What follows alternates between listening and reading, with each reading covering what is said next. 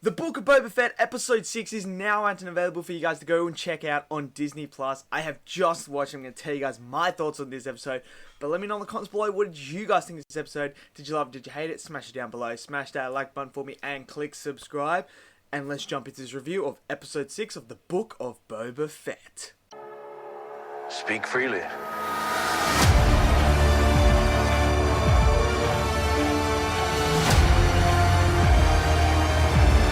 Okay, so last week's episode was all about the Mandalorian coming back. We got to see where he was at and what he was going to do. That was absolutely outstanding. I love that episode.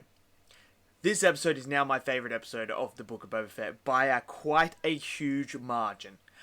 I love this episode so much. There was so much good stuff and so many shocking things and characters that I didn't expect to see. And now I kind of get the idea of what the big final confrontation is going to be with Boba Fett and a particular character, which I did not expect to see at all, but I'm so glad we did. So where do we start off with this? We might as well just start off with the best stuff about this that I loved the most about this episode, and that's the stuff with Grogu and Luke. It was so good seeing Luke.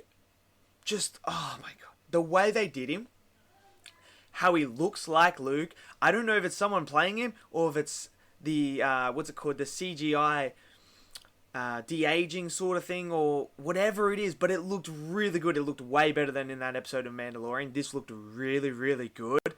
And I just loved the on-screen chemistry with Luke and Grogu and how Luke was teaching Grogu.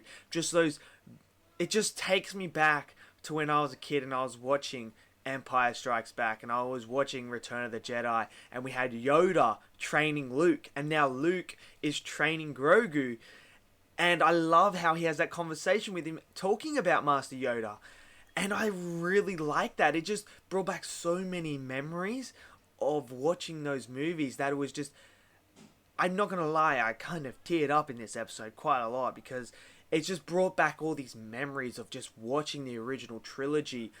And then when Mando arrives there to see Grogu, Ahsoka's there. I did not expect to see Ahsoka there at all. And I thought when he hands, because Ahsoka talks to Mando about probably not going to see him because it could play into making him a bit unstable with the emotional attachments, as we've seen before with certain Jedi. So she kind of tells him, like, I will hand this to him. I will give it to Grogu so he doesn't have to see you and, you know, we just ruin his whole training and everything like that. So then Mando leaves. And I love it when Ahsoka's there with Luke and she's talking about it. It's just, like, it's just so ironic because she's the Padawan of Anakin. And now this is Anakin's son, Luke. And Ahsoka's there with Luke. Like, it's just so awesome to see. And even she says that, like, Luke reminds her of Anakin. Like, that's just, oh, it was just so heartwarming and just so awesome. I love all that sequence. We also got to see a bit of a flashback with Grogu and Order 66, which I thought was really incredible as well. And now it makes me wonder who saved Grogu in Order 66, because we see those three Jedis protecting him and they fall one by one. So I wonder who did save Grogu. That's going to be very interesting to see. I'm very intrigued to know who did that. But I loved all that stuff. Then we come back to Tatooine. We get to see the Marshal again. He's back. That was great to see him. It was really, really great when he just absolutely destroys the Pikes. That was awesome as well. Really enjoyed that. Then we also got to see Mando interact with all Boba and everyone else there, and he tells Boba he's going to go and get some more help. So he goes and visits the Marshal.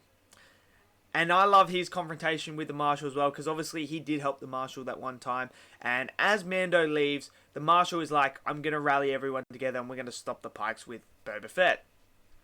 Then a particular character who I know a lot of people are going to be absolutely over the freaking moon to see this character. I was too. We see this silhouette start walking towards the town. And all you see is a broad brim hat. You see some piping coming, like some piping sort of looking tubes coming out like that. very slender figure.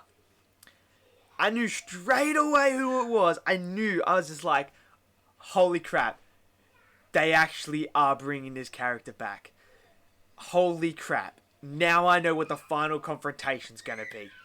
It's going to be Boba against this character. And the character that comes in, he comes in and the Marshal starts talking to him. And he's basically saying, we'll pay you double. And as it slowly reveals, blue skin, big red eyes, you all know who it is. You all know who this character is. And oh my god, I was just like, holy crap. What are they freaking doing to me, man? They're just bringing back these characters, just giving me these cool things. And that whole standoff with the Marshal and Bane, it was so Western-like. And I was sitting there and I was just like watching it, and they had the old tributes back towards the Western films and the Western shows where they're having the standoff and they got their hand over their guns and they're about to shoot each other. That was so awesome. And then obviously Cad Bane just absolutely drops both of them, and he basically says no one's going to get hurt if they just let the spices run through.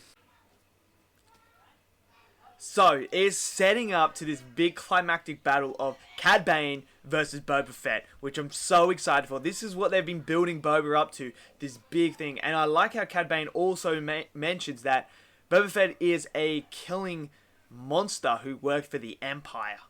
And I'm so excited to see where we're going to go.